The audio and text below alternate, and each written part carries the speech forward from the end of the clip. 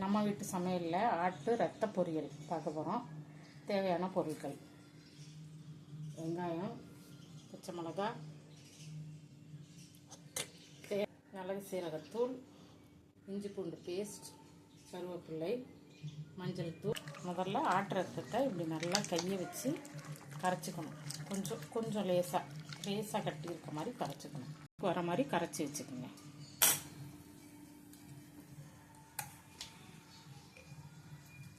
ஒரு 2 ஸ்பூன் அளவு எண்ணெய் ஊற்றிக்கோங்க. சோம்பு போட்டு தாளிச்சுக்கோங்க. எப்பயுமே ஆட்டு ரத்தம் கறி குழம்புக்கெலாம் சோம்பு சேர்த்தா நல்லா வாசனையாக இருக்கும். கடுகும் சோம்பும் பொரிஞ்சோன்னா வெங்காயம் கருவேப்பிலை.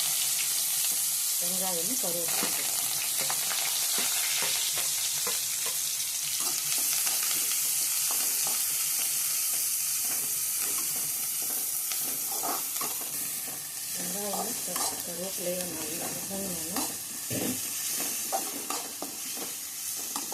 வெங்காயமும் கடுகும் நல்லா வதங்கினோன்னா பச்சை மிளகாய் சேர்த்துக்கணும்.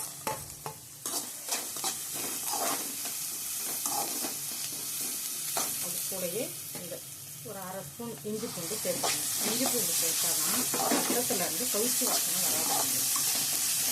டேஸ்ட்டும் நல்லாயிருக்கும் சாப்பிட்றதுக்கு. எல்லாம் நல்லா வதங்கிடுச்சு. இப்போ நம்ம கரைச்சி வச்சுருக்க ஆட்டு ரத்தத்தை அதில் சேர்த்துடணும். கொஞ்சம் தீயை கம்மியாகவே வச்சுருங்க. இந்த ரத்த கரைச்ச பாத்திரத்தில் கொஞ்சம் தண்ணி ஊற்றி அது கூடவே கொஞ்சம் மஞ்சத்தூளும் சேர்த்துக்கணும். ஆட்டு ரத்தத்தில் எப்பயுமே உப்பு போட்டு தான் ஆட்டு ரத்தம் பிடிப்பாங்க. அதனால் கொஞ்சம் வெந்ததுக்கப்புறம் நாக்கில் வச்சு பார்த்துட்டு அதுக்கப்புறம் உங்களுக்கு தேவைன்னா உப்பு சேர்த்துக்கோங்க. அப்படியே கிண்டிக்கிட்டே இருங்க.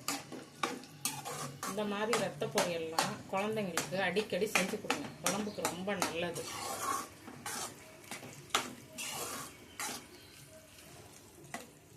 அதனால் கொஞ்சமாக உப்பு சேர்த்துக்கிறேன். உங்களுக்கு தேவைன்னா சேர்த்துக்கோங்க.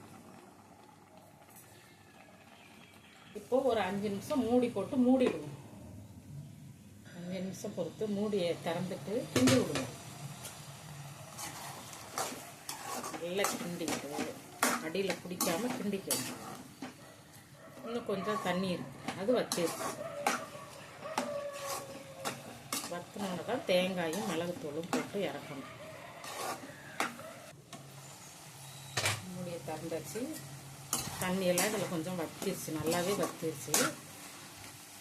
இந்த ஸ்டேஜில் நம்ம எடுத்து வச்சுருக்க மிளகுத்தூளை சேர்க்கணும்.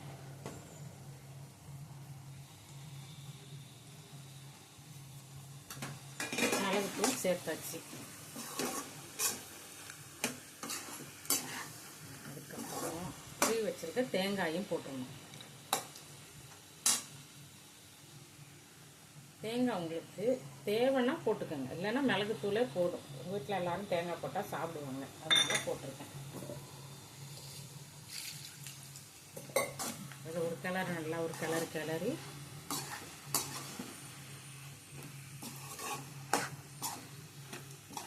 இந்த அளவுக்கு வந்துடும்.